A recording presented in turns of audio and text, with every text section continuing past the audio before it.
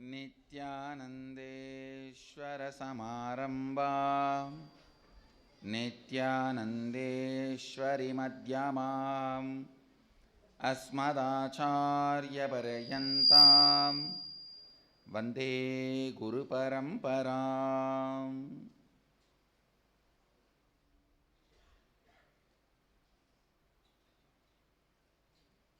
உங்கள் அனைவரையும் வணங்கி வரவேற்கின்றேன்.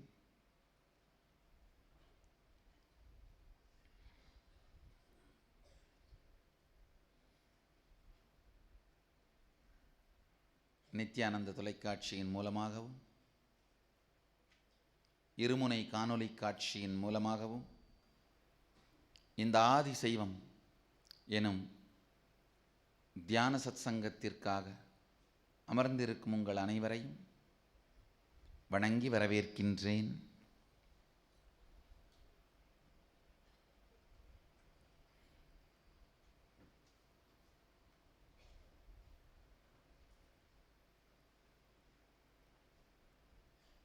ஆதி சைவம்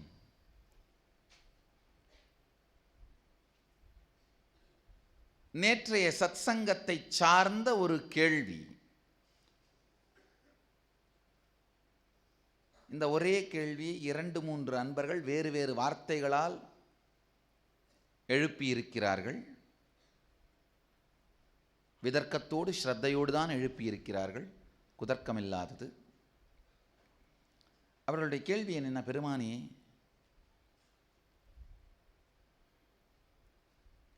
நீங்கள் சுந்தரர் கதையை, அவர் பக்தியின் சக்தியை விவரித்த முறையை கண்டு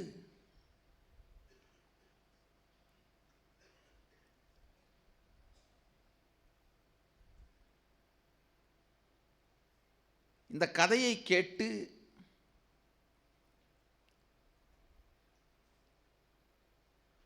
ஆழ்ந்து சிந்தித்தால் தனிமனித ஒழுக்கம், சமூக ஒழுக்கம், சமூக சமச்சீர் காப்பாற்றப்படுவதற்கான விதிமுறைகள், இது எதையும் கடைபிடிக்க வேண்டிய தேவையில்லையா? இதுபோன்றெல்லாம் நான் என்ன வேண்டுமானாலும் செய்து கொண்டிருந்தாலும் எம்பெருமான் எனக்கு சுந்தரருக்கு அருளியது போல அருளுவாரா? எனக்கும் அவர் தூது செல்வாரா?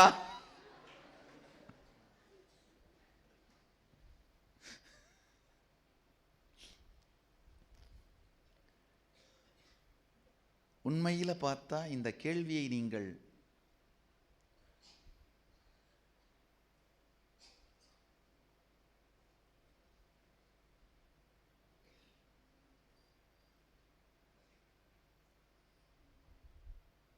ரொம்ப வேகமாக கேட்டுட்டீங்க. இன்னும் முழு கதையும் நீங்கள் கேட்டு முடிக்கவில்லை. இன்னும் கிளைமாக்ஸ் முடியலை. இறங்கி வந்ததிலிருந்து திரும்பி போகிற வரைக்கும் ஒரு விறுவிறு நாவல் மாதிரியே தான் சுந்தரர் கதை மட்டும் போகுது. இறங்கி வந்த காரணம், திரும்பி சென்ற விதம் எல்லாமே சுந்தரர் வாழ்க்கை மட்டும், அவர் வாழ்க்கையே சுந்தரம்.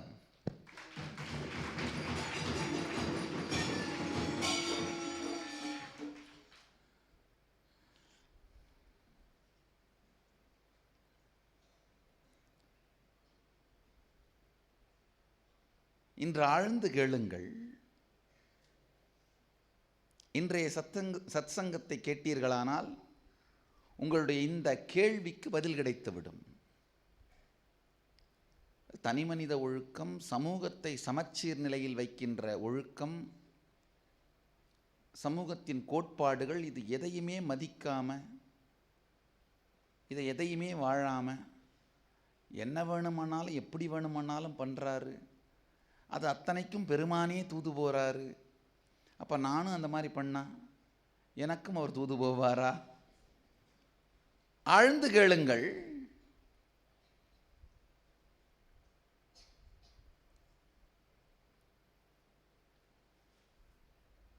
இந்த பிரச்சனையை சற்று ஆழ்ந்து சிந்தித்தால் மட்டும்தான் இதற்கு தீர்வு கிடைக்கும், புரியும். அதாவது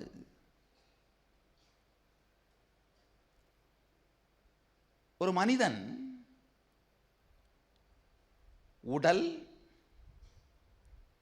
மனம், உணர்ச்சி, உணர்வு, ஆன்மா, இந்த ஐந்தும் ஒன்று சேர்ந்தது தான் ஒரு மனிதன். உடல், மனம், உணர்ச்சிகள், உணர்வு, ஆன்மா.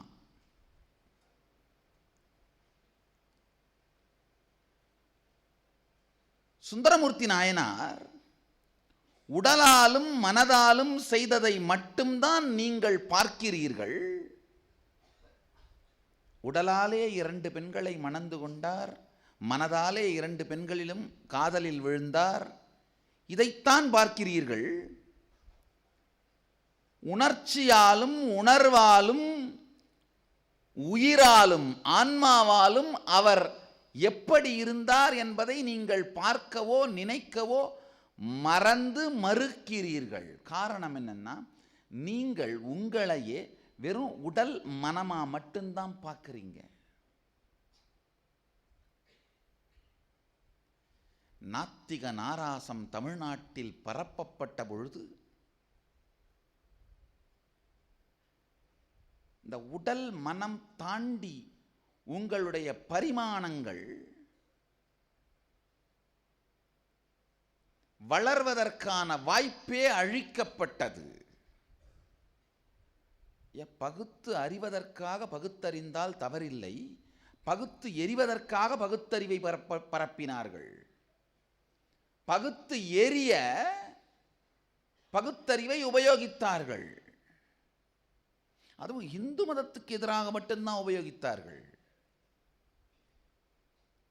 தமிழ்நாட்டில் நாத்திகம் பகுத்தறிவு இயக்கம் பரவுச்சுன்னு யாராவது தயவு செஞ்சு தப்பா நினைக்காதீங்க. இந்து மத விரோத கருத்துக்களை, முட்டாள்தனமான மூடத்தனமான ஹிந்து விரோத கருத்துக்களை மொத்தமாக தொகுத்து அதுக்கு ஏதாவது ஒரு பிலாசபின்னு டைட்டில் கொடுக்கணுமில்ல, அதுபோல கொடுக்கப்பட்டது தான். ஆனால் இந்த கொடுமை என்னன்னா, இந்த முட்டாள்தனமான மூடத்தனமான சாத்தியங்களை மறுக்கின்ற இந்த மூட கருத்துக்கள் பரவியதனாலே நம்ம எல்லாருமே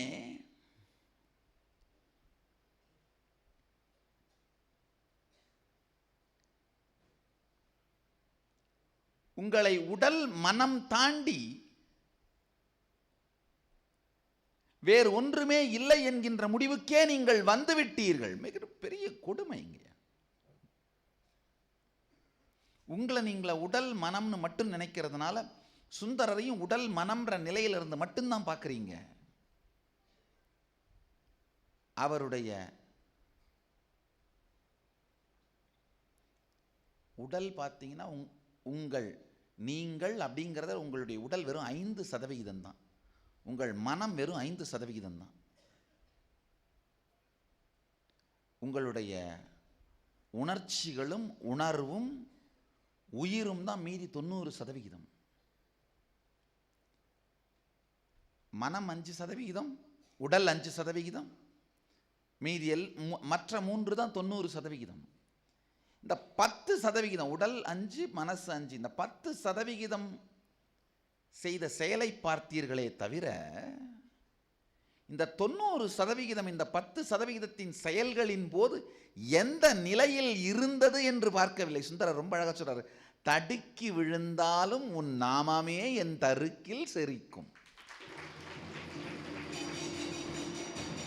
தடுக்கி விழுந்தாலும் உன் நாமமே என் நாவில் நெஞ்சில் சுரக்கும்.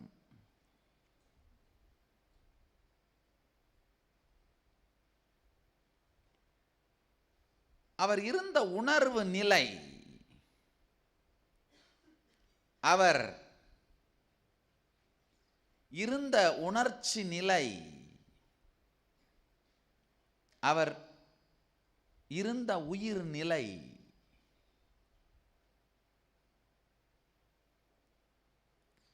அவருடைய உயிர் எதிலே நிலை கொண்டிருந்தது? நல்லா புரிஞ்சுக்குங்க. அரசிளங்குமரனாக, எதிர்கால அரசனாக அந்த நாட்டு அரசராலே வளர்க்கப்பட்டும் பெருமான் ஆட்கொண்டவுடன் அரசை துறந்து ஊர் ஊராய் சைவம் பரப்ப சென்று விடுகின்றார். அப்படின்னா என்ன அர்த்தம்? அவர் உயிர், பொருள், உலகம், சுகம் இதன் மீது நிலை கொள்ளவில்லை.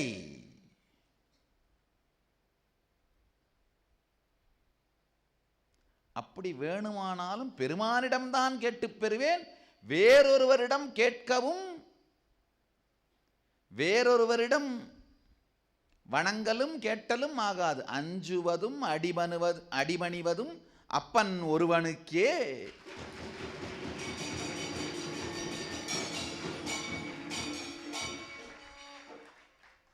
அவனேதான்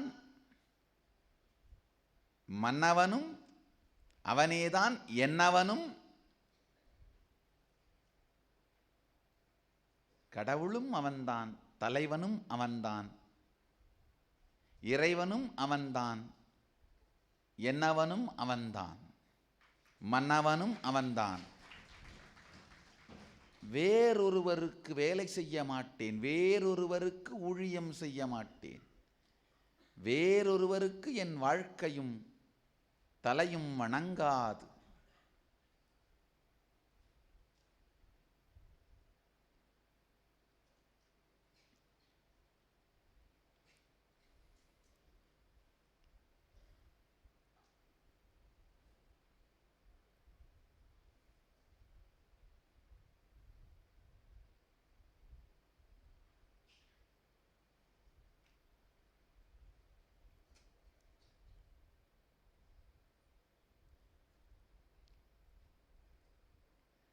சைவத்தோட சாரம், சைவத்தோட ஒரு அடிப்படையான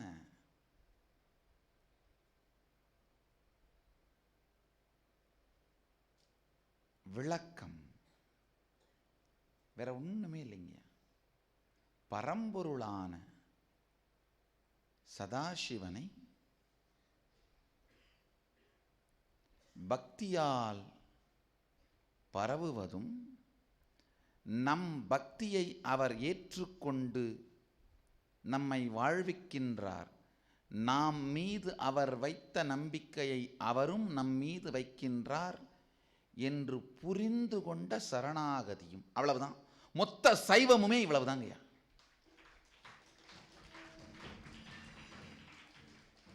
நாம்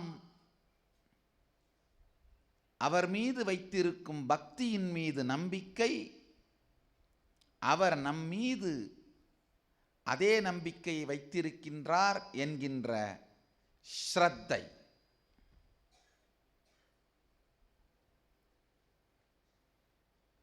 எனக்கு அவரை தெரியும், நான் விழுந்து விழுந்து கும்பிடுறேன், ஆனால் அவருக்கு என்ன தெரியுமான்னு தெரியலையே.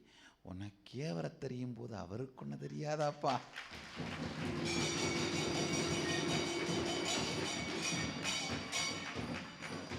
என்ன ஐயா இது?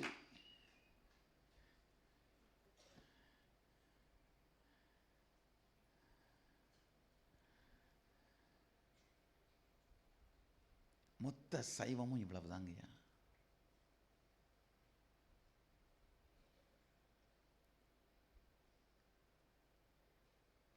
நினைத்தவுடன் அடிவயிறே இனிக்கின்ற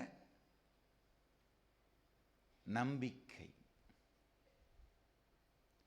நினைச்ச உடனே அடிவயிறு கலங்கர துன்பத்தை எல்லாரும் பார்த்துருப்பீங்க வாழ்க்கையில். இப்போ ஒரு புது வார்த்தையை சொல்றேன்.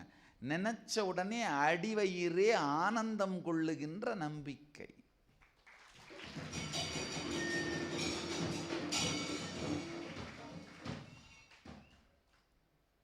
நல்லா புரிஞ்சுக்குங்க. நினைச்ச உடனே அடிவயிறே கலங்கர துக்கம் ஏன் வருதுன்னா, ஏற்கனவே வந்த துக்கங்கள் எல்லாம் நினைவில் பொங்கி அலமோதி அதை விட இந்த மாதிரி இன்னும் மோசமாயிருமா இல்லை அந்த மாதிரி ஆயிருமான்னு கலங்கிறது தான் அடிவயிறு பொங்குற துக்கம். அடிவயிறு பொங்குற துக்கம் வரணும்னா உங்கள் வாழ்க்கையில் நீங்கள் ஏற்கனவே பண்ண விளையாடெல்லாம் ஞாபகத்தில் இருக்கணும். அடிவயிறு பொங்குற ஆனந்தம் வரணும்னா பெருமான் வாழ்க்கையில் ஏற்கனவே பண்ண விளையாடெல்லாம் நினைவுக்கு வரணும்.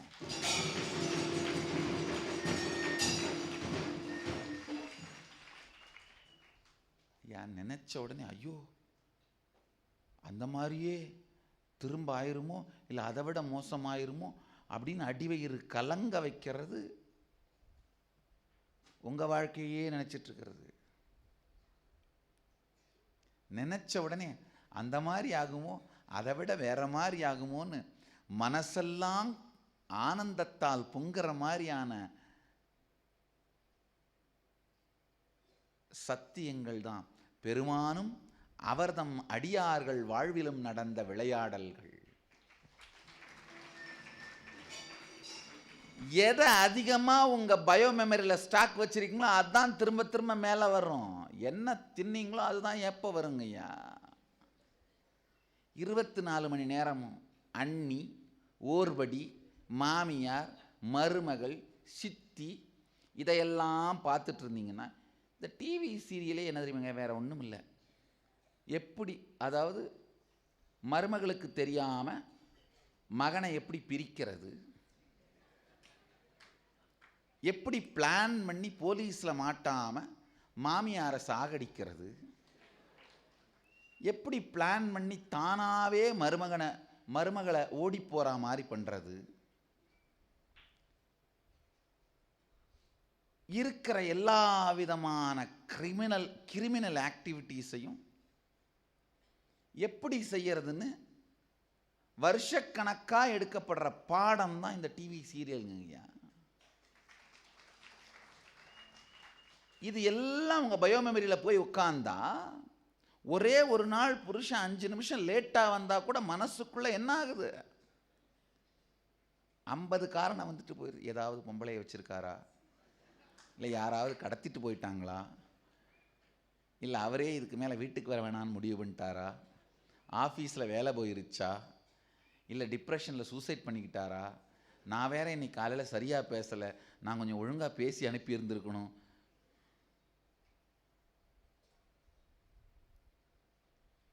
நல்லா புரிஞ்சுக்குங்க,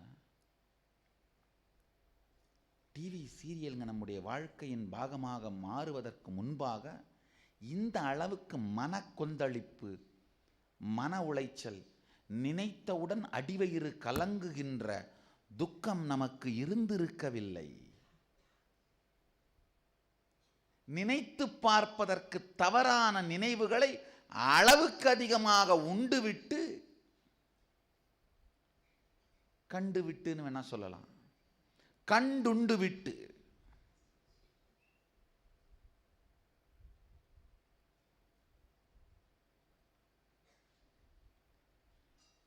எப்பொழுது ஒரு சிறு காரணம் வரும் துக்கப்படலாம், உயிரே நடுங்கும் அளவிற்கு வேதனைப்படலாம் என்று காத்து கொண்டிருக்கிற ஜீவன்களைப் போலே மாறிவிட்டோம்.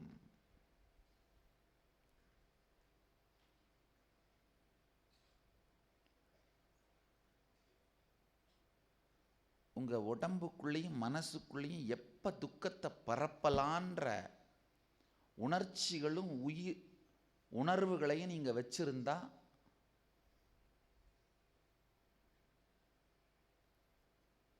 அந்த வாழ்க்கை தான் நாத்திக வாழ்க்கை.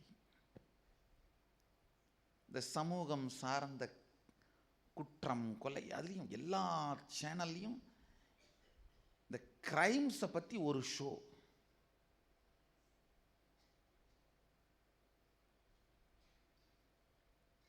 அதில் மியூசிக் பார்த்தீங்கன்னா அப்பா ஒந்து வந்திதாரே,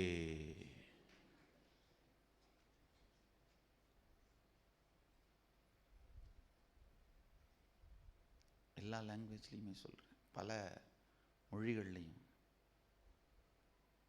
இடி மாதிரி அந்த மியூசிக் அடிக்கும். கடைசியாக என்னன்னா ஒரு ஆடு ஓடிட்டுறதை காமிப்பாங்க வட்டம் போட்டு. குற்றம், எஃப்ஐஆர், கிரைம் சீன், இவைகளையெல்லாம் தொடர்ந்து பார்த்து பார்த்து எதை சாப்பிட்றீங்களோ அதுதான் ஏப்பம் வரும்.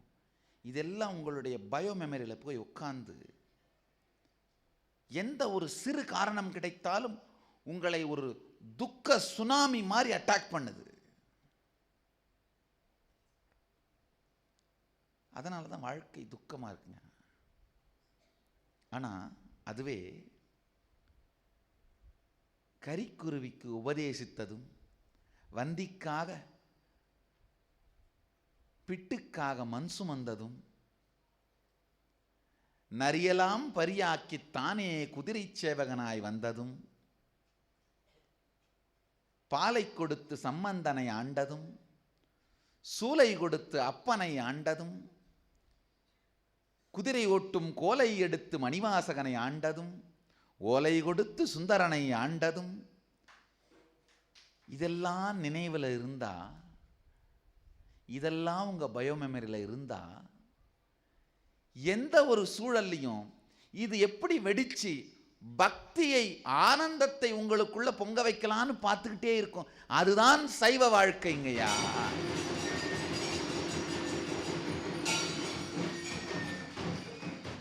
துக்கமும் துயரமும் வேதனையும்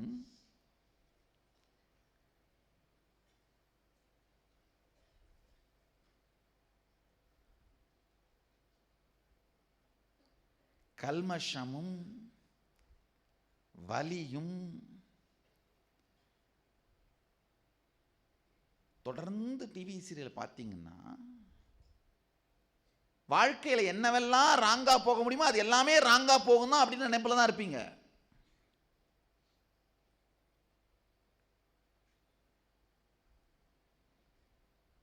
எது ராங்கா போகுமோ, எப்படி வாழ்க்கை கொலாப்ஸ் ஆகுமோ, எப்படி துக்கம் வருமோ, எப்படி பிரச்சனை வருமோ அதை எதிர்நோக்கியே காத்திருப்பீர்கள்.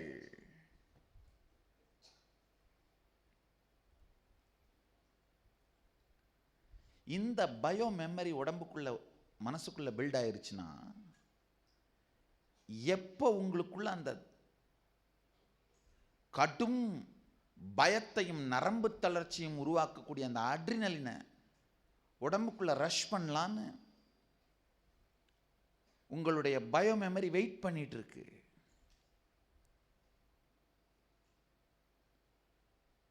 ஒரு சிறு விஷயமா இருந்தா கூட போதும்,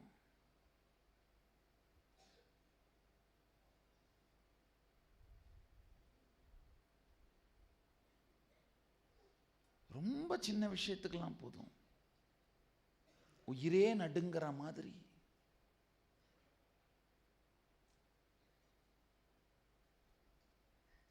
உடலும் மனமும் நடுநடுங்கி தன் இருப்பு நிலையை இழந்து இயல்பு நிலை மறைந்து இயல்பாக இருக்கும் நிலையும் ஒழிந்து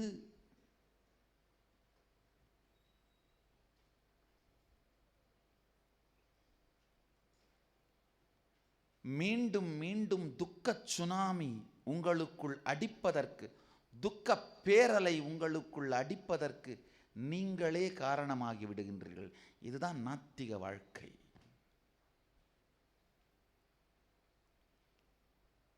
எந்த நினைவுகள் அதிகமாக உங்களுடைய பயோ மெமரியில் இருக்குன்றது தான் நீங்கள் எந்த வாழ்க்கை வாழறீங்கன்ற முடிவு பண்ண போகிறது.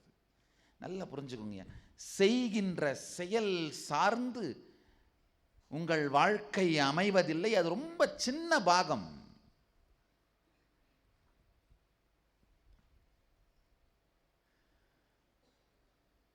செய்கின்ற செயல் ரொம்ப உங்க வாழ்க்கையோட மிகச்சிறிய பாகம். நீங்கள் இருக்கின்ற உணர்வுதான் உங்கள் வாழ்வின் பெரும்பாகம்.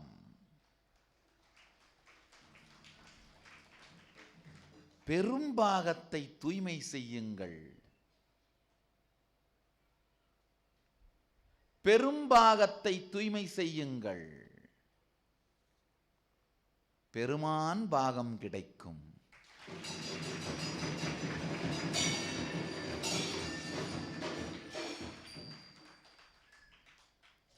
பெரும்பாகத்தை தூய்மை செய்வதற்கு லீலா தியானம் மாதிரி ஒரு அருமையான வழி வேற இல்லைங்க. நல்லா தெரிஞ்சுக்குங்க. இப்போ நீங்கள் சினிமாவில் பார்க்குற, டிவியில் பார்க்குற நியூஸை விட நம்முடைய புராணங்களும் இதிகாசங்களும் அதிக அளவு உண்மை உடையவை.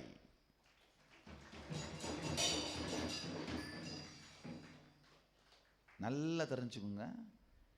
இப்போ நீங்கள் தொலைக்காட்சிகளில் பார்க்குற செய்திகளை விட நம்முடைய புராணங்கள் அதிக அளவு உண்மையும் உண்மையான மனிதர்களாலும் உருவாக்கப்பட்டது. அதனால் இந்த புராணங்களும் நம்முடைய இதிகாசங்களும் பொய் என்று உங்களுக்கு கற்றுக் கொடுத்த பொய்யர்கள்தான் பொய்யர்கள்.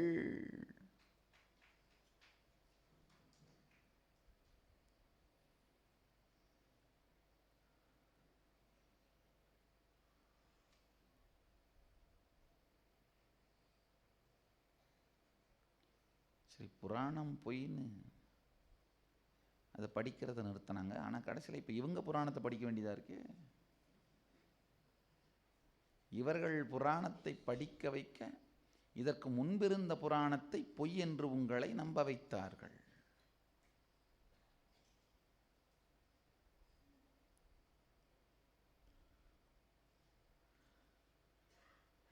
காக்னிஷன் தமிழில் சொல்லணும்னா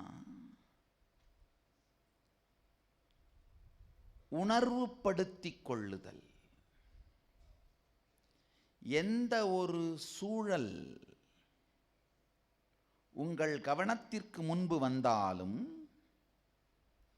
எந்த ஒரு செய்தி, எந்த ஒரு நிகழ்வை நீங்கள் எதிர்கொண்டாலும் அதை எவ்வாறு நீங்கள் உள்வாங்கி உங்களுக்குள் பதிய வைத்துக் கொள்கிறீர்கள் என்பது மிக மிக முக்கியம். ஒரு மனித வாழ்க்கையின் மிக முக்கியமான அம்சம் எவ்வாறு நீங்கள் வாழ்க்கையை உணர்வுபடுத்திக் கொள்கின்றீர்கள், உணர்கின்றீர்கள்.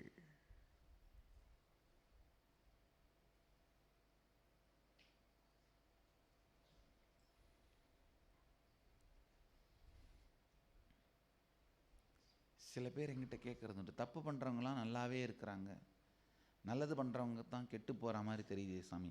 உங்கள் உணர்வுபடுத்துதல் தான் தவறே தவிர இறைவனின் தர்மம் தவறுவதே இல்லை. சரி எது, நல்லது எது, நிம்மதியை என்பது எது, துக்கம் என்பது எது என்று இந்த கருத்துக்களை நீங்கள் உணர்வுபடுத்திக் கொள்வதில் தவறிருக்கிறதே தவிர இறைவனின் தர்மம் தவறுவதே இல்லை. எதுகாலம் வரை எந்த சக்தியும் இல்லாமல் அந்தரத்தில் பூமி தொங்கிக் கொண்டிருக்கிறதோ அதுகாலம் வரை இறைவன் தர்மம் தவறுவதே இல்லை.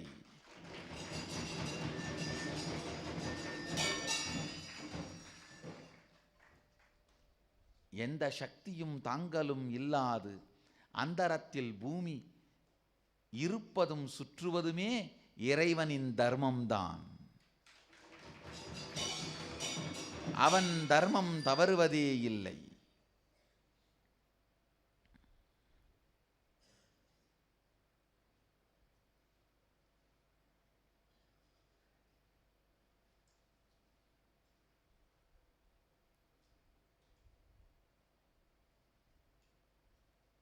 என்னுடைய வாழ்க்கையில் நான் நினச்சி நினச்சி சந்தோஷப்படுற, ஆனந்தப்படுற ஒரு விஷயம், நல்ல வேளை டிவியெல்லாம் பாப்புலர் ஆகிறதுக்கு முன்னாடி நம்ம பிறந்து வளர்ந்துட்டோம். உண்மையிலேயே சொல்கிறேங்கய்யா, நல்ல வேளை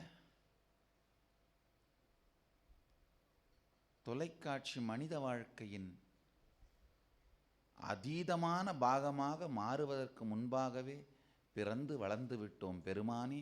அதுவும் அதெல்லாம் அண்ட முடியாத கிராமத்தில் பிறந்து வளர்ந்தோம். நல்ல வேளை. இன்னமும் எனக்கு நினைவிருக்கிறது, மாலையானால் எனக்கு தெரிந்ததெல்லாம் அண்ணாமலையான் ஆலயம்தான்.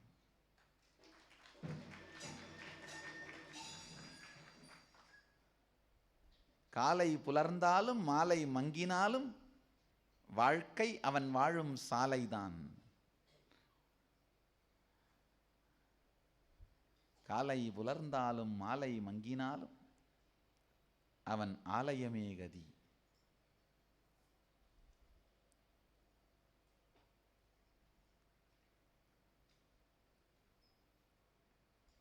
ஏன் இந்த தொடர்ந்து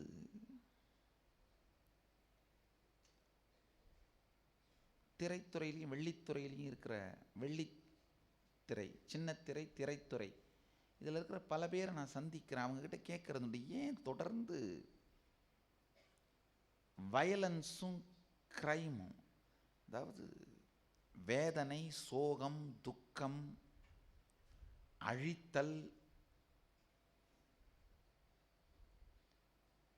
அதுலேயும் இப்போ இந்த டிவி சீரியலில் காட்டுற இந்த பெண்களுடைய கன்னிங்னஸ், வீட்டுக்குள்ளே நடக்கிற கன்னிங்னஸ் ரொம்ப கொடுமையாக, அதாவது ரொம்ப சாதாரண மக்கள் மத்தியில் இந்த கன்னிங்னஸ் தான் இயற்கையான வாழ்க்கை முறை என்று நிறுவப்படுகின்ற மிகப்பெரிய கொடுமை. என்ன வேணா செய், மாட்டிக்காம பிளான் பண்ணுறது நாங்கள் கற்றுக் கொடுக்குறோம். மிகவும் இந்த கொடுமை சாதாரண தினசரி வாழ்க்கையா மாறி இதுக்கு சுதந்திரம்னு வேற ஒரு டாப் டைட்டில் வேற கொடுத்து, ஐயோ நல்ல வேளை இதெல்லாம் நடப்பதற்கு முன் பிறந்து வளர்ந்து விட்டோம்.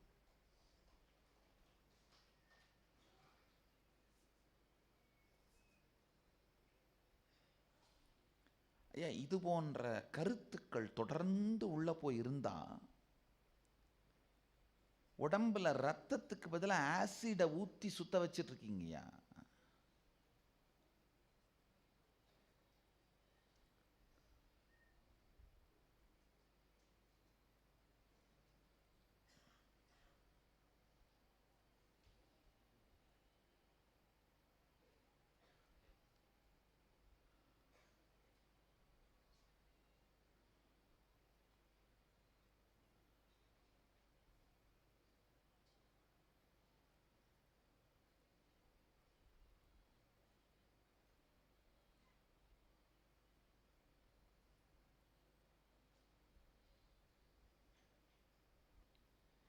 எந்த ஒரு சூழலிலும்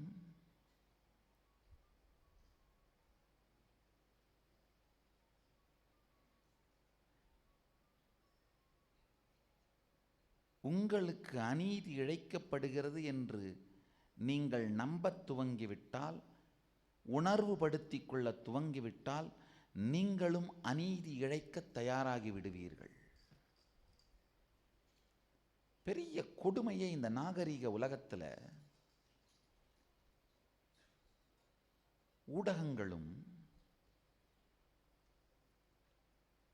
இந்த டிவி சீரியல்ஸும் பொழுதுபோக்கு நிகழ்ச்சிகள் எல்லாமே உங்களுக்கு அநீதி இழைக்கப்படுவதாக உங்களை நம்ப வைக்கின்றன. நீங்களும் அந்த நம்பிக்கை ரொம்ப சுகமா இருக்கிறதால அதை சாப்பிட ஆரம்பிச்சிடுறீங்க. எல்லா மருமகளும் நினைக்கிறா, மாமியார் கொடுமைக்காரியா இருக்கிற சீரியலை பார்த்து, இதில் வர்ற மருமகன்னா எங்கள் மாமியார் இது. எல்லா மாமியாரும் நினைக்கிறாங்க, மருமக கொடுமைக்காரியா வர்ற சீரியலை பார்த்து, இந்த மருமக ஏன் மருமக, இந்த மாமியார்னா. நீங்கள் வஞ்சிக்கப்படுவதாக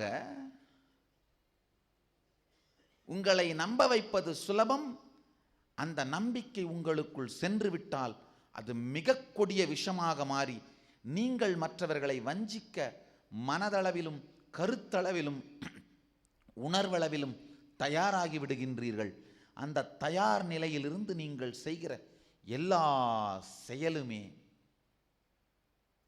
உங்கள் இருப்பு நிலைக்கு எதிரானதாக, உங்கள் இயல்பான சுபாவமான சிவபோத நிலையான நித்யானந்த நிலைக்கு எதிரானதாக இருக்கின்றது. ஐயா, எப்போ நீங்கள் வஞ்சிக்கப்படுகிறீர்கள்னு நீங்கள் நம்ப ஆரம்பிக்கிறீங்களோ அப்போ எந்த விதமான நல்லது கெட்டது பார்க்காமல் எதை வேண்டுமானாலும் செய்வதற்கு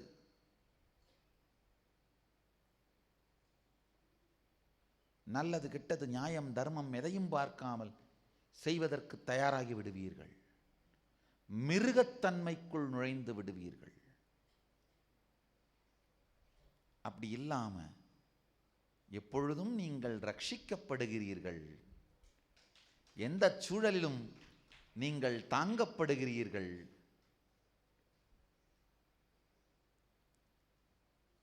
பிரபஞ்சத்தையே இயக்கும் பேரருட்கருணை சக்தி எப்பொழுதும் உங்களுக்கு உள்ளும் புறமும் பொங்கி உங்களை நித்யானந்தத்தில் நிலைபெறச் செய்து கொண்டே இருக்கின்றது.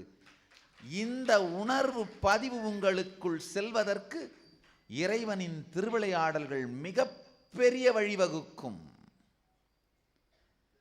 இறைவனுடைய 63 கதையையும் 64 லீலைகளையும் நீங்கள் உள்வாங்குவீர்களானால் எப்பொழுதும் நீங்கள் காக்கப்படுகிறீர்கள், ரட்சிக்கப்படுகிறீர்கள், தாங்கப்படுகிறீர்கள்.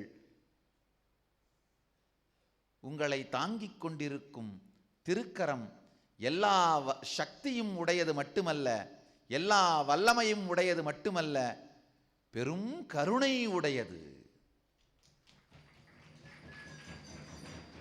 இந்த சத்தியம் உங்களுக்குள் மலரும் பொழுது எல்லோரையும் இனிமையோடும் ஆனந்தத்தோடும் அன்போடும் கருணையோடும் பொங்குகின்ற பொறுப்புணர்வோடும் ஸ்ரத்தையோடும் அணுகத் துவங்கி விடுவீர்கள்.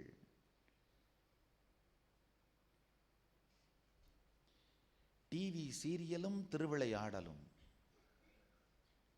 அதுதான் இன்றைக்கு நான் சொல்ல விரும்புகிற கருத்தேங்கய்யா.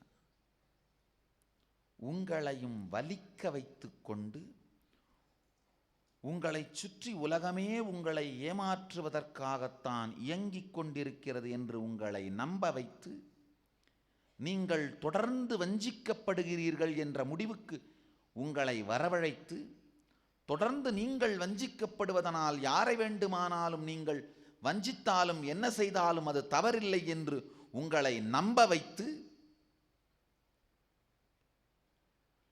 வாழ்க்கைக்கு தயார்படுத்தி உங்களை வாழ்க்கைக்குள் அனுப்புவதற்கு பதிலாக ஒரு கொடூரமான குரூரமான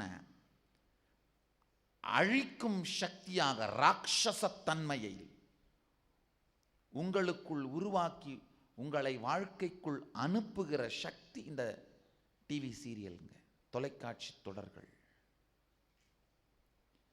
நீங்கள் வஞ்சிக்கப்படுகிறீர்கள். நீங்கள் யாரை எப்படி வஞ்சித்தாலும் அதில் தவறில்லை என்று நம்பினால் நீங்கள் தான் ராட்சசர்கள். நீங்கள் ரட்சிக்கப்படுகிறீர்கள். எப்போதும் பேரருட்பெருங்கரத்தால் தாங்கி பிடிக்கப்படுகிறீர்கள் என்று தெளிவாக உங்கள் உணர்வில் உணர வைக்கப்பட்டு, அதே பேரருள் ஆனந்தம் கருணை இவை எல்லாவற்றையும் உங்கள் வாழ்க்கையின் எல்லா நிகழ்வுகளிலும் நீங்கள் வாழ்ந்து கொண்டிருந்தால், சிந்தனையும் செய்து கொண்டிருந்தால், வெளிப்படுத்தி கொண்டிருந்தால் நீங்கள் தான் சிவகணங்கள். இந்த ரெண்டு விதத்தில் தான் வாழ்க்கை நடக்க முடியுங்கய்யா. நீங்கள் வஞ்சிக்கப்படுகிறீர்கள்னு நம்பி நாசமா போறது, நீங்கள் ரட்சிக்கப்படுகிறீர்கள்னு நம்பி ஆனந்தமா வாழறது.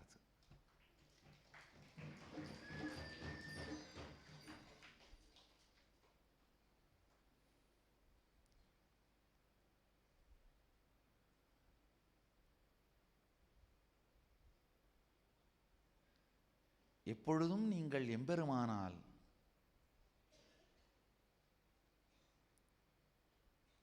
காத்து ரட்சித்து, அவருக்கு நீங்கள் உண்மையாக இல்லாத பொழுது கூட அவர் உங்களுக்கு உண்மையாக இருக்கின்றார் என்கின்ற சத்தியத்தை உங்களுக்குள் புகட்டுகின்ற அந்த சாத்தியத்தை உங்களுக்கு சொல்வதற்காகத்தான் சுந்தரமூர்த்தி பெருமான் அவதாரம் செய்து இந்த லீலையெல்லாம் நடத்தி காட்டினார்.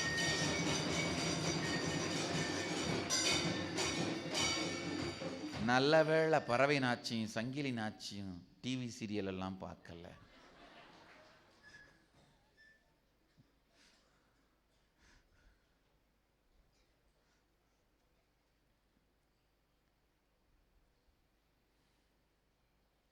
ஐயா நல்லா புரிஞ்சுக்குங்க.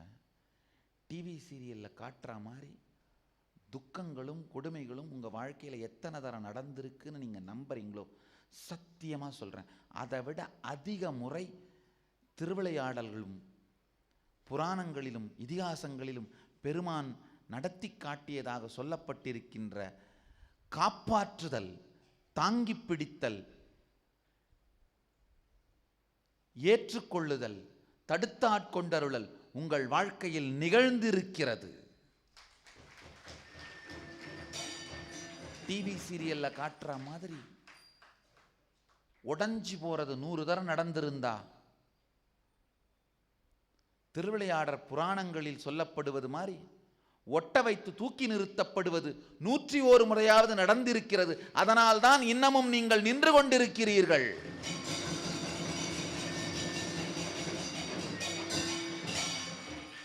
நூறு முறை விழுந்தா 101 தரம் எந்திரிச்சு நின்று இருக்கீங்கன்னு அர்த்தங்க. அதனாலதான் இன்னும் நின்றுட்டு இருக்கீங்க. 100 முறை டிவி சீரியல் உண்மைன்னா 101 முறை திருவிளையாடற் புராணம் உண்மை.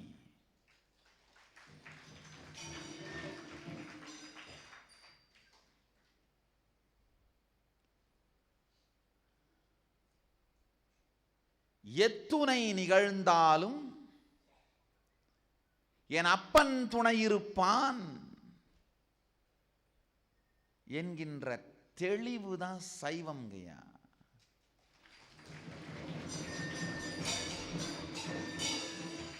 இந்த நவ நாகரீக பகுத்து எரியும் பன்றிகள்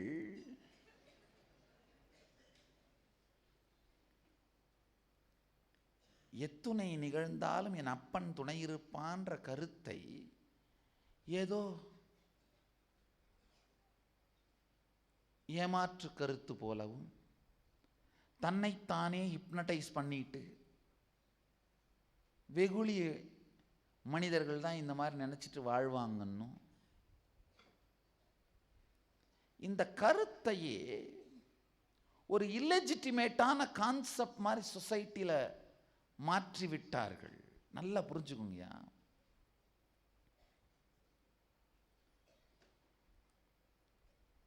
எந்த நேரத்தில் என்ன பிரச்சனை வேணா வரலாம், நீ ஒன்றும் இல்லாமல் போயிடுவ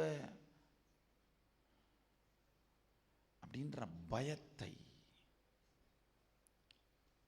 உங்களுக்குள் விதைப்பவர்கள் ராட்சசர்கள். யார் அந்த பயத்தை உங்களுக்குள்ள விதைக்கிறாங்க உங்களுக்குலாம் தெரியும். நாத்திகர்கள். எப்பொழுதும் எம்பெருமான் இருக்கின்றான், எத்துணை வந்தாலும் எம் துணையாய் எம்பெருமான் இருக்கின்றான் என்கின்ற சத்தியத்தை உங்களுக்குள் சாத்தியம் ஆக்குபவர்கள் தெய்வங்கள்.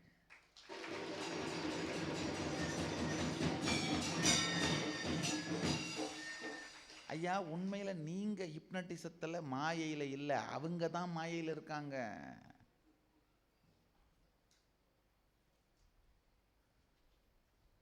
அவங்க தான் மாயையில் இருக்காங்க, நீங்க மாயையில இல்ல. நீங்க தெளிவா இருக்கீங்க, ரொம்ப தெளிவா இருக்கீங்க.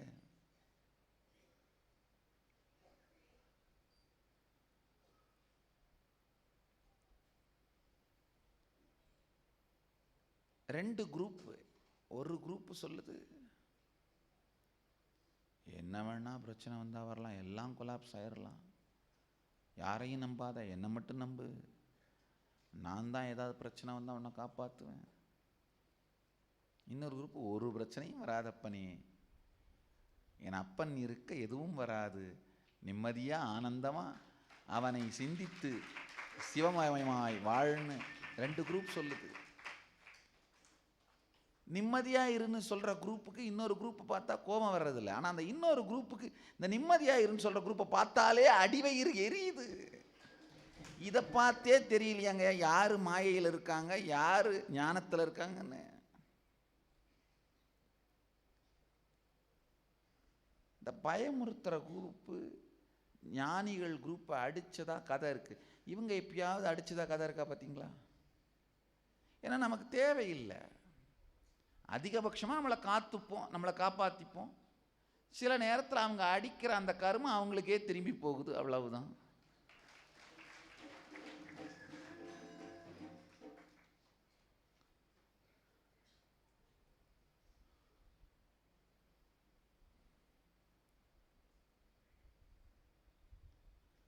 முடிந்தவரை பெருமான் ஆற்றிய லீலைகள் 63 வரலாறுகளையும் 64 திருவிளையாடல்களையும் படித்து சிந்தித்து உணர்விற்குள்ளே பார்த்து ரசித்து அவைகளை உங்கள் மெய் நினைவாகவும் உயிர் நினைவாகவும் மாற்றிக்கொள்ளுங்கள். நீங்கள் வாழ்க்கையே வசந்தமாய் ஆனந்தமாய் சிவபோதத்தில் இருப்பதை தானாய் உணர்வீர்கள்.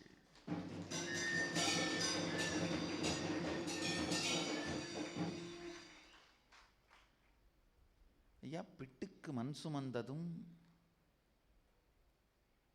கால் தேய வெறுங்காலோடு நடுநிசியில் சுந்தரர்க்காக தூது போனதும்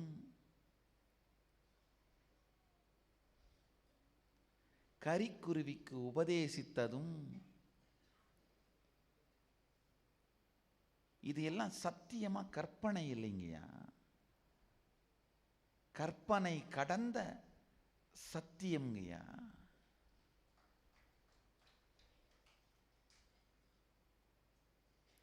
இதெல்லாம் ஏதோ அப்ப மட்டும்தான் நடந்ததுன்னு நினைக்காதீங்க. இன்னமும் அவன் செய்து கொண்டே இருக்கிறான். உங்க வாழ்க்கையிலெல்லாம் கூட நிகழ்த்தி கொண்டே இருக்கிறான். ஆனா நீங்க டிவி சீரியலை பார்த்து இதெல்லாம் மட்டும்தான் உங்களுடைய மசில் மெமரி பயோ மெமரியா இருக்கிறதுனால கெட்டது நடக்கும்போது தான் கம்பேர் பண்ணி ஸ்டடி பண்றதுக்கு உங்களுக்கு மெட்டீரியல் இருக்கு. நல்லது நடக்கும்போது கம்பேர் பண்ணி ஸ்டடி பண்றதுக்கு உங்களுக்கு மெட்டீரியலே இல்லாமல் போயிருச்சு. எதிர்பார்க்காம திடீர்னு ஒரு உதவி வரும் பொழுது பெருமான் அனுப்பி இருக்கிறார்னு கம்பேர் பண்ணி ஸ்டடி பண்றதுக்கு ஏற்கனவே பெருமான் இது போன்ற லீலைகளை நடத்தினதெல்லாம் உங்க பயோ மெமரியிலையோ மசில் மெமரியிலையோ இல்லை. காரணம் என்னன்னா அந்த மாதிரி நடந்ததெல்லாம் எதேச்சையா நடந்ததுன்னு நினைக்கிறோம். பிரச்சனையை மட்டும் அவர் பிளான் பண்ணி உங்க மேல ஏவி விட்டாருன்னு நம்புறோம். என்னங்கய்யா இது? தீர்வு நடந்தா எதேச்சையா நடந்ததா? பிரச்சனை வந்தா என்னவா?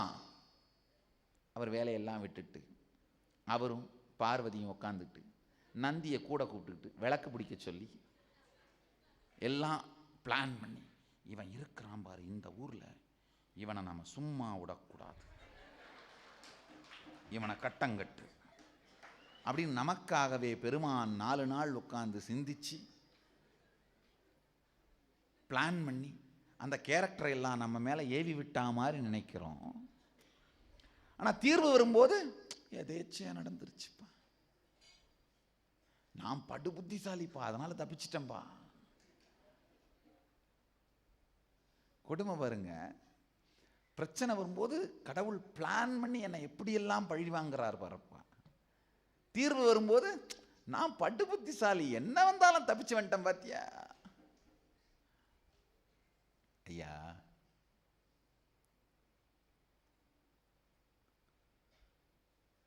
கிணறும் லிங்கமும் வன்னியும் சாட்சி சொன்னதெல்லாம் இன்னமும் நடந்து கொண்டுதான் இருக்கிறதப்பா. நீ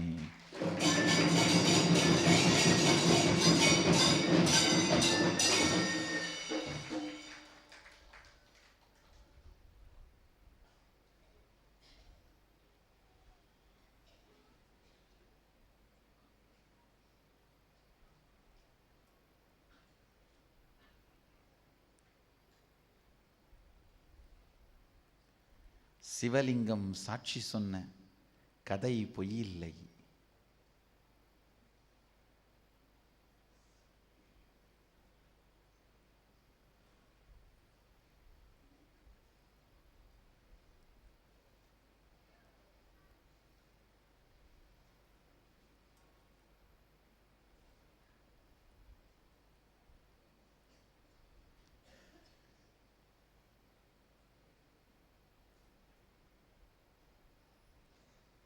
நீங்கள் வஞ்சிக்கப்படுகிறீர்கள், ஏமாற்றப்படுகிறீர்கள் என்று உங்களை தொடர்ந்து நம்ப வைப்பவர்கள் உங்களை பலவீனர்களாக மாற்றுகிறார்கள்.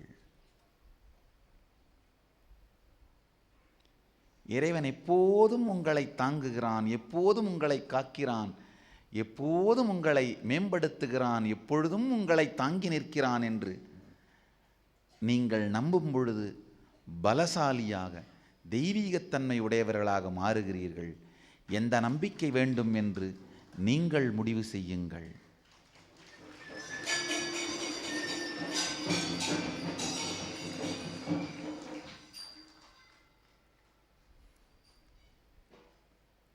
சுந்தரமூர்த்தி நாயனார் தன்னுடைய உணர்ச்சி, உணர்வு, உயிர் மூன்றிலும் பெருமான் என்னவன், நான் தம்பிரான் தோழன் என்கின்ற உணர்வை தன் உணர்வு படுத்தி அனுபவமாக வைத்திருந்தார். அதனால் ஒரு பெண் என்ன, இரு பெண் என்ன, எத்துணை பெண் பொன் மண் கேட்டாலும் பெருமான் தூது சென்றிருப்பான். ஏனென்றால் அவர் உணர்வு எதுவோ அது மிகுந்த உத்தம நிலையில் இருந்தது.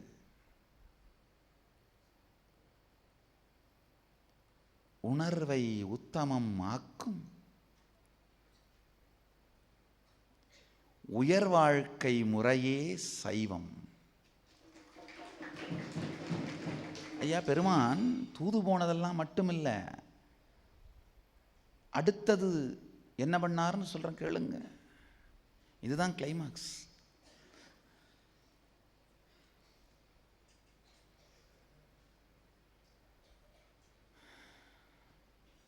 ஆழ்ந்து கேளுங்கள்.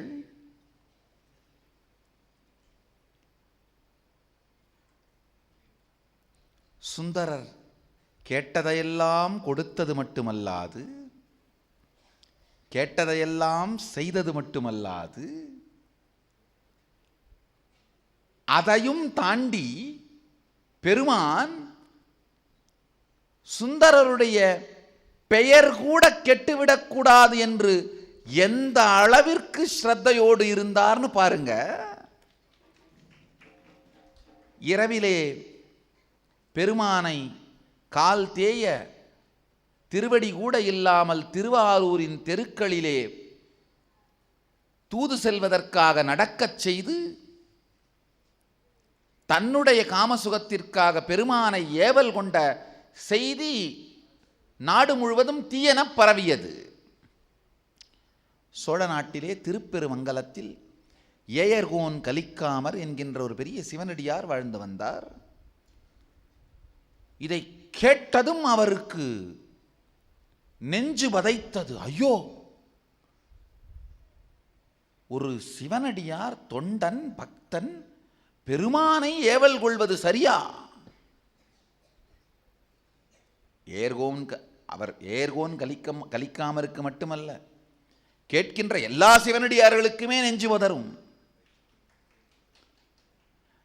தன்னுடைய காமத்திற்காக, தன்னுடைய தேவைக்காக பெருமானை தூது செய்வது, அதுவும் 2 முறை பெருமானை ஏவல் கொள்வதா?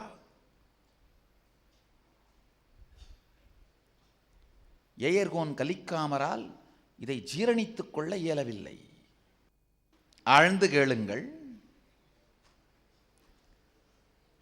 சோழ நாட்டிலே திருப்பெரும் தலமொன்று, ஏயர்கோன் கலிக்காமர் என்கின்ற சிவனடியார், வந்தொண்டர் சுந்தரர்,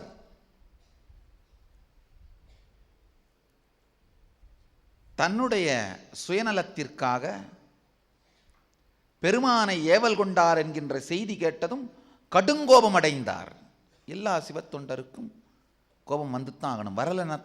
வரலன்னா அவங்க சிவத்தொண்டர்கள் என்று சொல்ல முடியாது. ஆனால் பெருமானோ,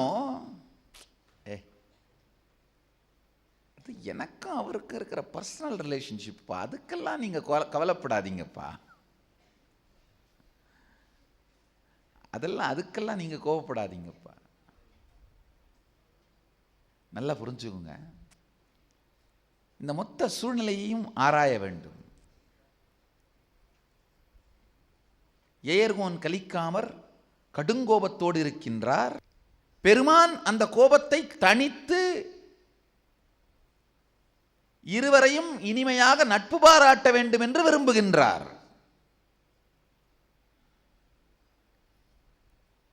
உண்மையிலேயே சுந்தரர் செய்தது இன்னொரு சிவபக்தருக்கு நிச்சயமாக ஜீரணித்துக் கொள்ளக்கூடிய விஷயம் அல்ல. ஆனால் அந்த அவப்பெயர் கூட சுந்தரருக்கு வரக்கூடாதுன்னு நினைக்கிறாரு. காரணம் என்னன்னு ஆழ்ந்து பாருங்க.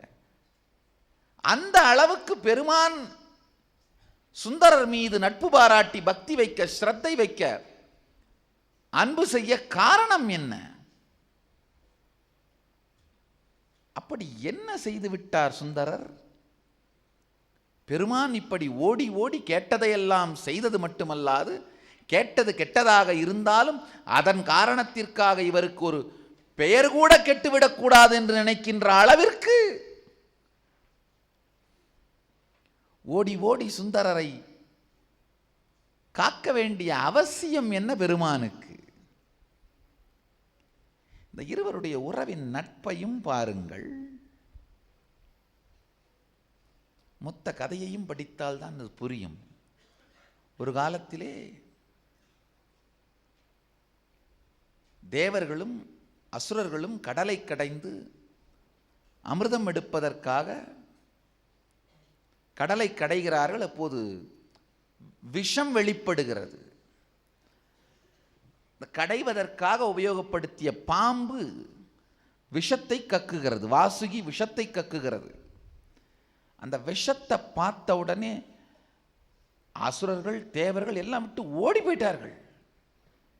பிரச்சனைன்னு வந்த உடனே ஓடி போற கும்பல்.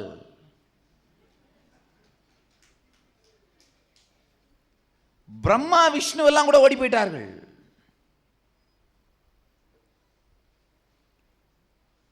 இந்த விஷத்திலிருந்து பூமியை காக்க வேண்டிய பொறுப்புடைய எம்பெருமான் அமர்ந்து இருக்கின்றார்.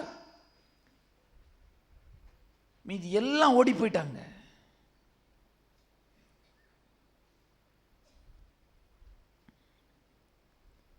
யாருமே இல்லை பக்கத்துல. அந்த சூழலிலும் தைரியத்தோடு நெஞ்சுரத்தோடு எம்பெருமான் இருக்க ஒரு தீங்கும் வராது என்கின்ற ஸ்ரத்தையோடு உடன் நின்றவர் ஆலால சுந்தரர். ஐயா, உண்மையிலேயே பிரச்சனை வந்தா மாதிரியும் எல்லாமே அழிஞ்சு போயிருமோன்ற பயத்தையும் உருவாக்கி அந்த சூழ்நிலையை காட்டினாதான் யார் யார் ஆலால சுந்தரர் அப்படின்னு நமக்கே தெரிய வருங்கய்யா.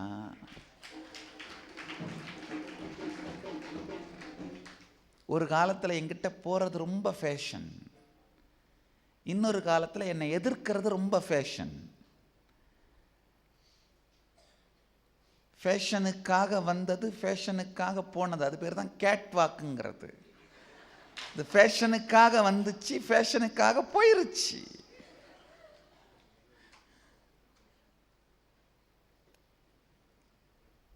இது போலத்தான்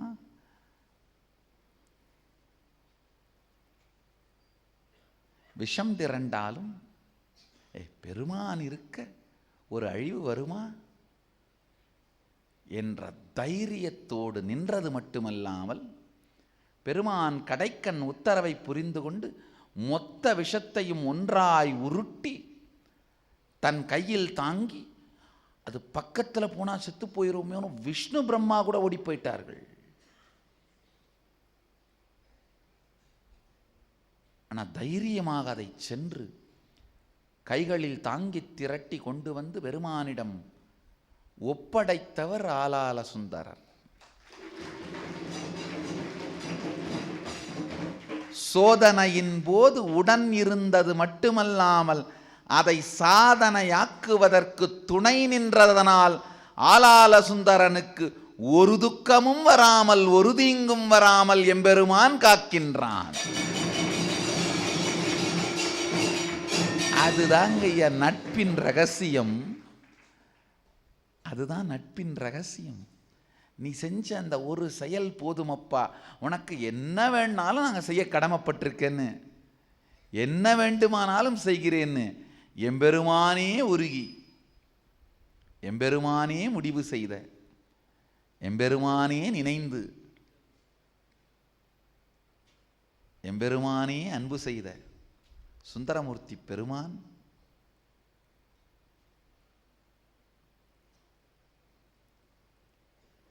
ஏர்கோன் கலிக்காமருக்கும் இவருக்கும்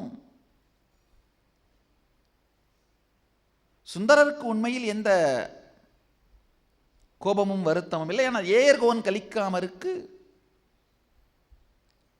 வருத்தம், அந்த வருத்தம் காரணத்தோடு விளைந்த வருத்தம். பெருமான் எப்படியாவது இந்த ஊடலை பிணக்கை தீர்த்து வைக்க வேண்டும் என்று நினைக்கின்றார்.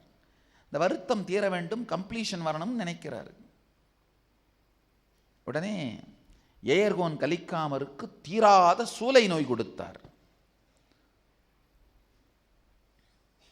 கொடுத்தது மட்டுமல்லாது, அவர் கனவிலே போய் நம் வன்தொண்டன் சுந்தரன் தான் இதை தீர்த்து வைக்கின்ற ஒரே வழி தெரிந்தவன், அவன் தொட்டால் அவன் மாத்திரம்தான் இதற்கு தீர்வுன்னு சொல்றாரு. சுந்தரர் கனவுல வந்து, அப்பா போய் அவன் நோயை, சூலை நோயை தீர்த்து வைத்து வா அப்படின்னு சொல்றாரு. இப்படியாவது ரெண்டு பேரையும் சேர்த்துடலாம்னு. ஆனால் சில நேரத்தில் பக்தர்கள் பகவானை விட பிரைட்டாக இருக்காங்க. ஏர்கோன் கலிக்காமர் சொல்றாரு, எம்பெருமானே, வழி வழியாய் உனக்கு அடிமையாய் இருக்கும் எங்களுக்கு எனக்கு வந்த ஒரு வியாதியை புதியவனாகிய சுந்தரன் வந்து தீர்ப்பதா? அவன் வந்து தொட்டு நான் நோய் தீர்ந்து வாழ வேண்டிய அவசியமே இல்லை என்று உடைவாளை எடுத்து வயிற்றை கிழித்து இறந்து விடுகிறார். உனக்கொரு தீங்கு செய்து உனக்கொரு மாறு செய்த ஒருவன் தொட்டுத்தான் என் வயிறு சரியாக வேண்டும் என்றால் அந்த வியாதி தீர்ந்து அப்படி இந்த உடலில் வாழ்ந்து ஒரு தேவை எனக்கில்லை என்று வயிற்றை கிழித்து கொண்டு இறந்து விடுகிறார் ஏர்கோன் கலிக்காமன். பக்தியின் ஆழத்தை பாருங்கள். நீயே சொன்னாலும் உனக்கொரு தீங்கு செய்தவர்களை சும்மா விட மாட்டோம், நீயே மறுத்தாலும் உனக்கொரு தீங்கு செய்தோரை மன்னிக்க மாட்டோம். பெருமானையே நடுநடுங்கச் செய்யும் பெரும் பக்தி.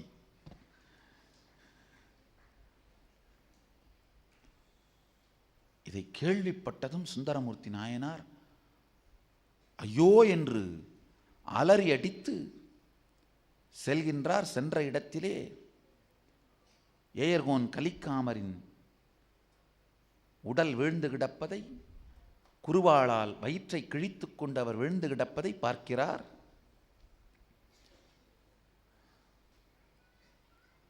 ஐயோ, ஒரு பக்தன் மனம் வருந்துகிற, சிவபக்தன் மனம் வருந்துகிற நிலைக்கு நாம் காரணமாகி விட்டோமே. நம் சுயநலத்திற்காக பெருமானை ஏவல் கொண்டது சரியா? அதை கண்டு வருந்திய இவருடைய வருத்தம் நியாயமானதுதானே என்று சுந்தரர் உருகுகின்றார். அந்த உருகுதலில் கம்ப்ளீஷன் நடந்துருது. நடந்தது மட்டுமல்லாமல் இவர் உயிர்விட காரணமாக இருந்ததால் இதே உடைவாளால் நானும் உயிர் விடுகிறேன்னு அதே உடைவாளை உருவி தன் வயிற்றை கிழித்து கொள்ள சுந்தரர் முயற்சிக்கின்றார். பெருமான் தோன்றி ஏர்கோன் கலிக்காமருக்கு உயிர் கொடுத்து சுந்தரருக்கு தடுத்தாட்கொண்டு அருள் கொடுத்து இருவருக்கும் இருவருடைய பக்தியின் சிறப்பையும் இருவருடைய பக்தியின் வேறுபட்ட பரிமாணத்தையும் புரிய வைத்து இருவருக்குள்ளும் இனிமைத்தன்மையை நிலைவச் செய்து மறைகின்றார்.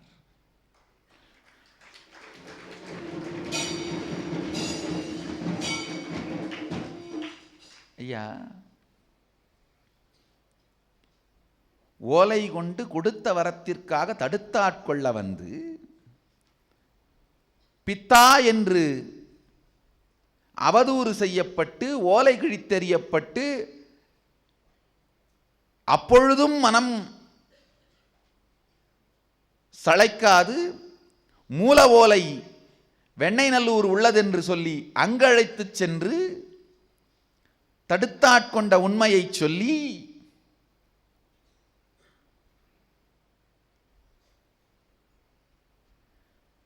பறவை நாச்சியாருக்கு தூது சென்று இரண்டாவது ஒரு பெண் வேண்டும் என்று கேட்க சங்கிலி நாச்சிக்கும் தூது சென்று அவள் இட்ட நிபந்தனையை விளக்கி நிபந்தனையை பூர்த்தி செய்வதற்கு ஞானத் தெளிவும் கொடுத்து நிபந்தனையிலிருந்து எப்படியாவது வெளியேற முயற்சித்த சுந்தரன் சங்கிலி நாச்சியாரை ஏமாற்றாத வண்ணம் சங்கிலி நாச்சிக்கையும் காத்து இதையும் மீறி சுந்தரன் கொடுத்த சத்தியத்தை மீறி இருகண்களையும் இழந்தாலும் அதையும் பொறுத்து இரண்டு கண்ணையும் மீண்டும் கொடுத்து இதெல்லாம் போக மீண்டும் பறவை நாச்சியாருக்கு தூது சென்று அதை நாச்சியார் கேளாத போது இரண்டாவது முறை தூது சென்று இத்துணையும் செய்துவிட்டு இதெல்லாம் என்னை செய்ய வைத்ததற்காக மற்றவர்கள் உன்னை தவறாக நினைக்கவும் கூடாது என்று அந்த பிரச்சனையையும் தீர்த்து வைத்து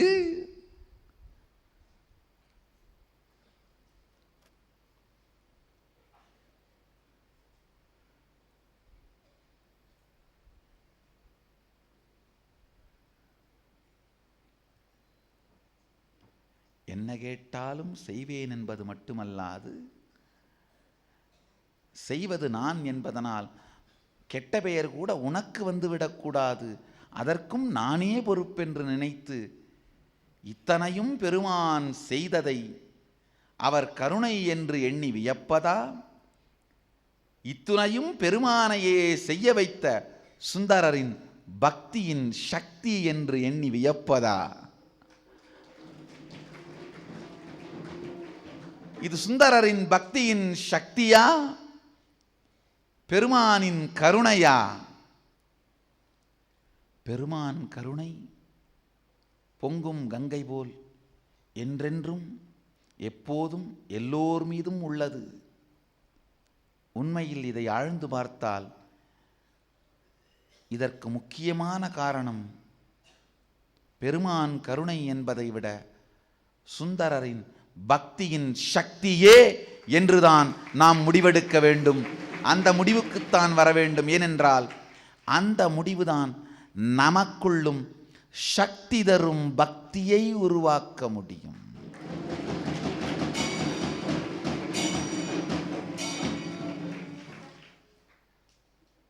பக்தி 3 விதம் உண்டு. தன்னைத்தானே தாழ்த்தி கொள்வதை பக்தி என்று நினைத்து கொண்டிருக்கிற மூடபக்தி. அடுத்து முக்தி தரும் பக்தி, முக்திக்காக பெருமானோடு சம்பந்தம் செய்து கொண்டு பக்தி வைத்துக் கொள்ளுதல். அடுத்தது சக்தி தரும் பக்தி.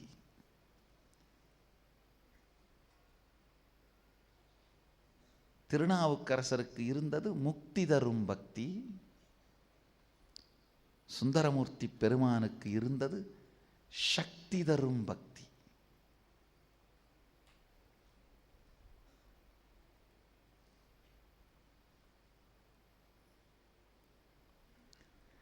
சக்தி தரும் பக்தியை வாழ்வதுதான்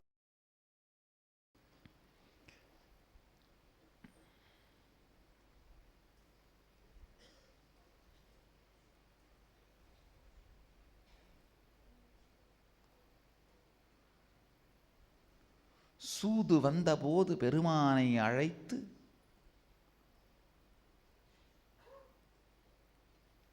தீர்வு கண்டவர் நாவுக்கரசர். வாது செய்வதற்காக பெருமானை அழைத்து வெற்றி கண்டவர் ஞானசம்பந்தர். சூதுவாது இரண்டும் செய்வதற்காக பெருமானை அழைத்து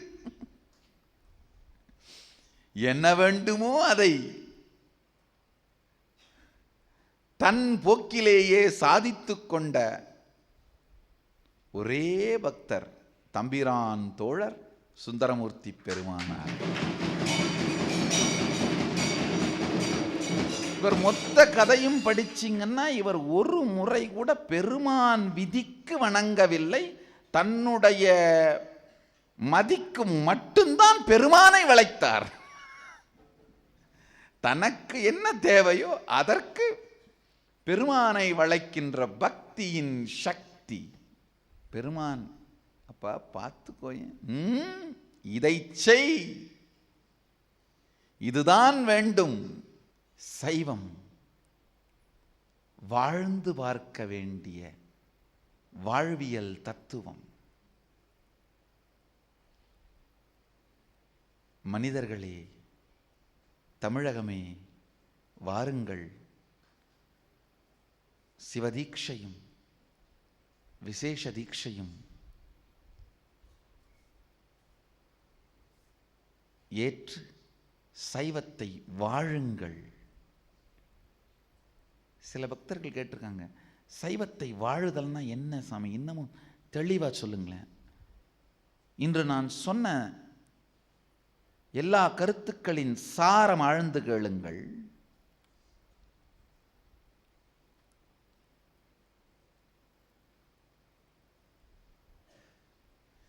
சிந்தை முழுவதும் அனுபவபூர்வமாக உங்கள் உணர்வே இறைவன் இருக்கின்றான், அவன் எல்லா வல்லமையும் உடையவன் மட்டுமல்ல, பெருங்கருணை பேரருள் சக்தி. நான் அவனை தெரிந்து அவன் மீது நம்பிக்கை வைப்பது மட்டுமல்ல, அவனுக்கும் என்னை தெரியும், அவனும் என் மீது நம்பிக்கை வைத்திருக்கின்றான். ஐயா,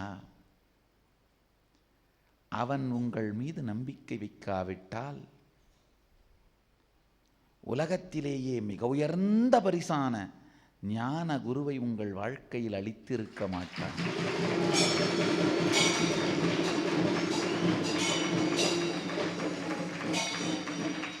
பல பேருக்கு அவன் பொன் கொடுத்தான், பல பேருக்கு பெண் கொடுத்தான், பல பேருக்கு அவன் மண் கொடுத்தான்.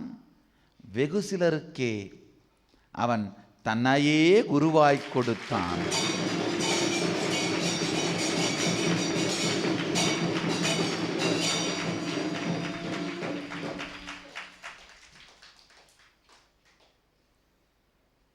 தன்னையே உங்களுக்கு குருவாக கொடுத்த உடனே தெரிஞ்சுக்கோங்கய்யா, நீங்கள்லாம் டிஸ்டிங்ஷன் லிஸ்டில் போயிட்டீங்க, டிக் பண்ணிட்டாரு. பாஸு, பார்டர் பாஸு, ஃபெயில் லிஸ்டில் இல்லை, டிஸ்டிங்ஷன் லிஸ்ட்டுக்கு போயிருச்சு. பொன் கொடுத்தவர்கள்லாம் பாஸ் லிஸ்டில் இருக்கலாம் ஒருவேளை.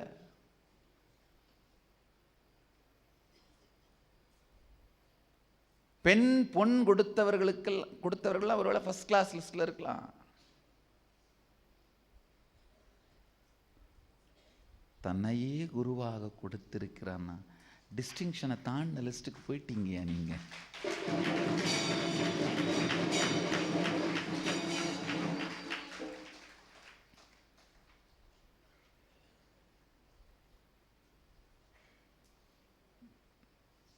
குருவெனும் நிலையில் மட்டும் தானே வந்து மட்டும் அந்த திருப்பணியை பெருமான் செய்கின்றார்.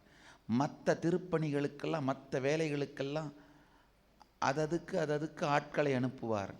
இந்த குருவின் வேலையை செய்வதற்கு மட்டும் தானே வருகின்றார். அதை ஒன்று மட்டும் வேற யார்ட்டையும் கொடுக்கறதில்லை.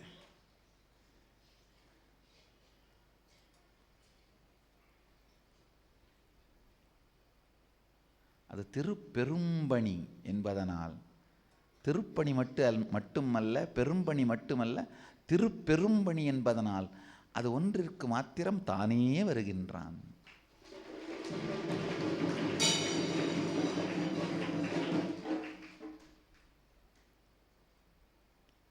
ஞான குருவின் திருக்கண்ணில் பட்டவுடன் தெரிந்து கொள்ளுங்கள், உங்கள் பக்தியை அவன் ஏற்றுக்கொண்டான்.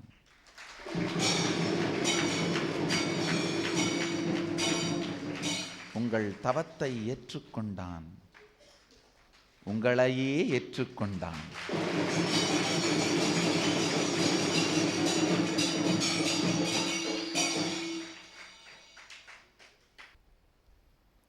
நீங்கள் பெருமான் மீது வைத்திருக்கும் பக்தியும் அவர் உங்கள் பக்தியை ஏற்றுக்கொண்டு உங்களை கடைக்கண்ணால் பார்த்தருள்கின்றார் என்கின்ற தெளிவும் உங்களுக்குள் மலர்ந்து நீங்கள் வாழ்வதுதான் சைவம் எனும் வாழ்வியல். இதுதான் சைவத்தின் சாரம்ங்கய்யா, வேற ஒண்ணுமே இல்லைங்க.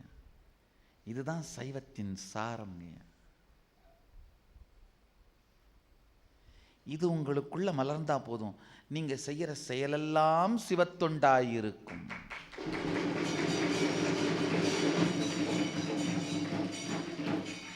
தெளிவா ஒரு முடிவு பண்ணுங்க, அஞ்சுவதும் அடிபணிவதும் அப்பன் ஒருவனுக்கே.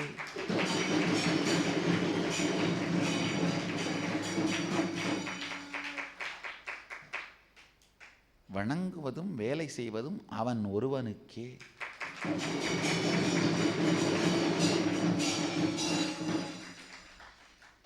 என் வாழ்வின் முதல் ஆள் அவனே, முதல் ஆளியும் அவனே.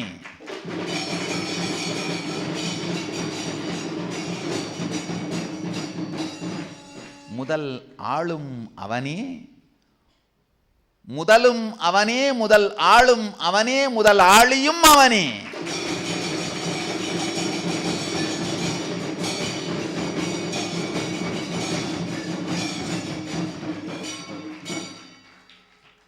வாழ்முதல் ஆகிய பொருளும் அவனே, வாழ்வின் முதலும் அவனே, வாழ்வின் முதல் ஆளும் அவனே, முதலாளியும் அவனே.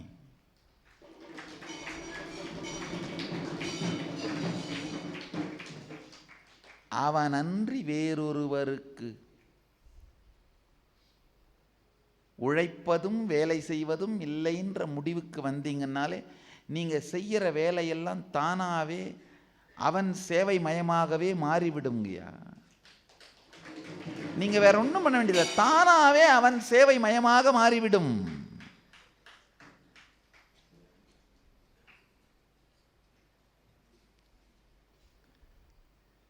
செய்கின்ற எல்லா செயல்களும் தானாகவே அவன் சேவை மயமாக மாறிவிடும். சைவத்தை வாழ்வதற்கு நீங்கள் செய்ய வேண்டியதெல்லாம் மிக மிக மிக எளிமையான ஒன்று. வாருங்கள், சிவதீட்சை பெற்றுக் கொள்ளுங்கள். நவம்பர் 22 சமயதீட்சை, டிசம்பர் 31, ஜனவரி 1, 2, 3 4 நாட்களும் விசேஷ தீட்சையும் சமய தீட்சையும்.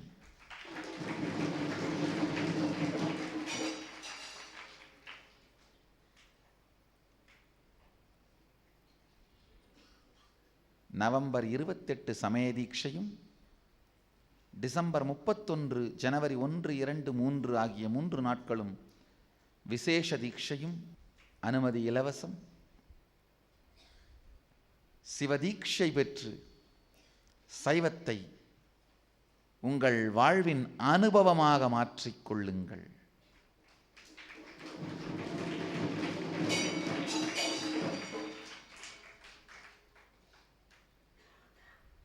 நினைத்தவுடன் நெஞ்சினிக்கும் வகையில் அடிவயிறே ஆனந்தத்தால் பொங்கும் அளவிற்கு அவன் கதையை குடியுங்கள்.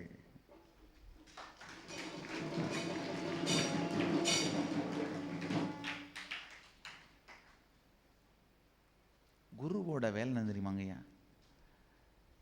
இவர் நடத்துகிற திருவிளையாடல்களை கண்முன் பார்த்தீர்களானால் அவன் நடத்திய திருவிளையாடல் சத்தியம். ஏனென்றால் இது சாத்தியம் எனும் பொழுது அதுவும் சத்தியம்தான் என்று உங்களுக்குள் மலர வைப்பதுதான் குருவோட வேலைங்கய்யா.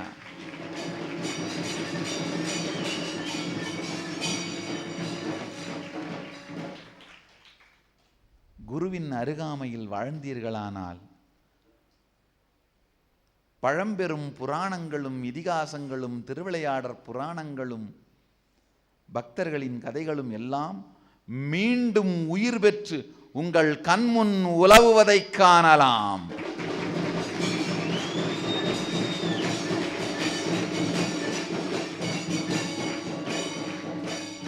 கண்ணாரக் கண்டு காதாரக் கேட்டு மனதார நினைத்து உணர்வே ஆற ஆனந்தித்து உயிரார உன்னதத்தில் திளைத்து சைவத்தை வாழ்வியலாய் வாழ்ந்திட வாருங்கள். அம்பலவாணன் இன்னமும் ஆடிக்கொண்டுதான் இருக்கின்றான். தட்சிணாமூர்த்தி இன்னமும் தன் சாநித்தியத்தின் மூலம் சத்தியத்தை ஆலமரத்தடியிருந்து சொல்லிக் கொண்டுதான் இருக்கின்றார்.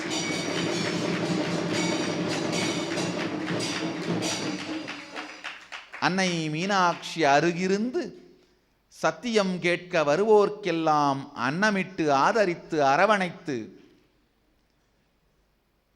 அன்னத்தோடு நித்யானந்தத்தையும் சேர்த்து அளித்து கொண்டுதான் இருக்கின்றாள்.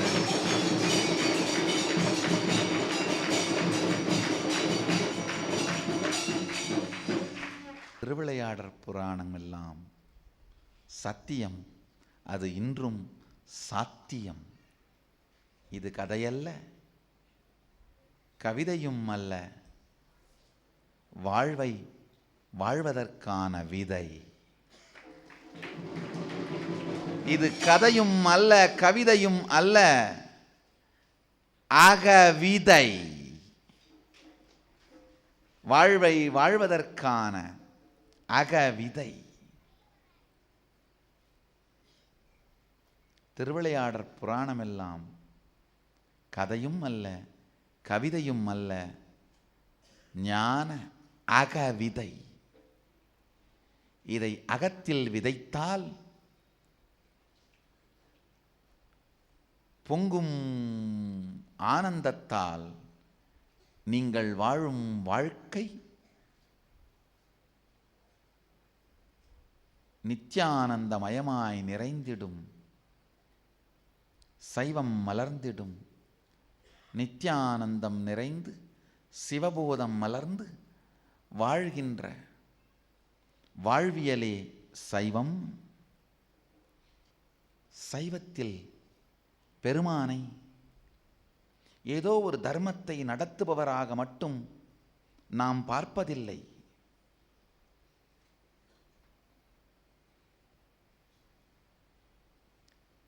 ஜீவன் எந்நிலையில் இருக்கின்றதோ அந்நிலையில் இருந்தவாறு தன் நிலைக்கு கொண்டு செல்ல எல்லா பொறுப்புகளையும் தானேற்று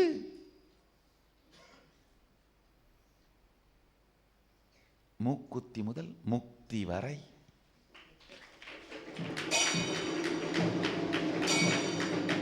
எல்லாவற்றிற்கும் பொறுப்பேற்று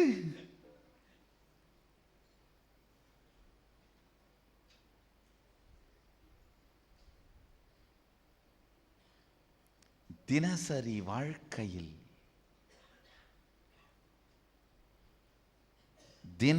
வாழ்க்கையில் அனுபவித்து ரசித்து வாழ்ந்து ருசிக்க வேண்டிய பரம்பொருளாய் சைவத்தில் மட்டும்தான் இறைவனை உணர இயலும்.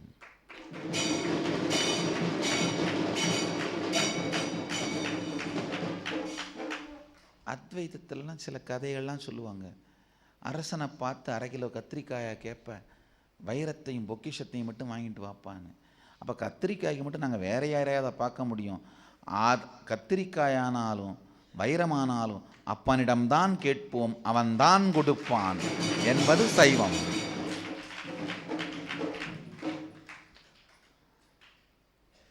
ஏனென்றால் அவனிடம் மறைக்க ஒன்றுமே இல்லை, உரைக்க மட்டுமே எல்லாம் உண்டு.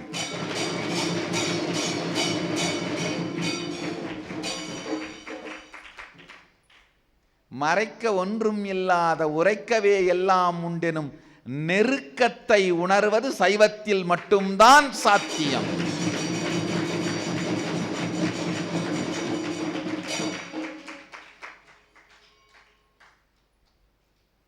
இல்லைன்னா திருவொற்றியூர்ல போய் பெருமான் சந்நிதியில் உட்கார்ந்துட்டு, பெருமானே என்னப்பா உங்களை பார்க்க வந்தேன், அதான் பார்த்துட்டல்ல, இல்லை வழியில் ஏதாவது விபத்தா? இல்லை சொல்லு. எப்படி சொல்றதுன்னு யோசிக்கிறேன். நீ சொன்ன பிறகு நான் தான் யோசிக்கணும், நீ சொல்லு.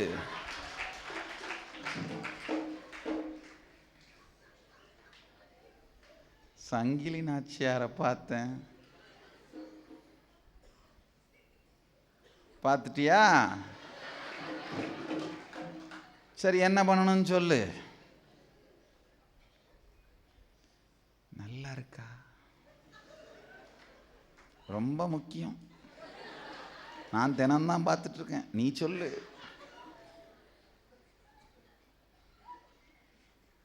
பார்த்து பக்குவமா பேசி, ஏற்கனவே ஒன்று பண்ணி வச்சோம், அது திருவாரூர்.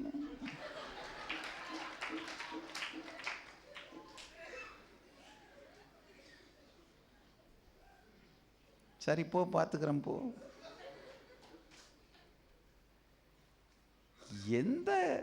எந்த மதத்தில் ஐயா இந்த நெருக்கத்தை இறைவனோடு காண முடியும்?